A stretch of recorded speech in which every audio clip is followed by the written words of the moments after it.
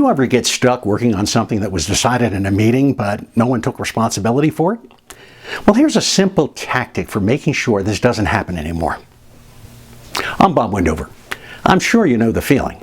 You spend all this time discussing an issue or a project or a policy during a meeting. But then a couple of days later, you can't remember who was responsible for implementation. And if you can't remember, a lot of times it ends up being you. How's that for a stress creator? So, what's the fix?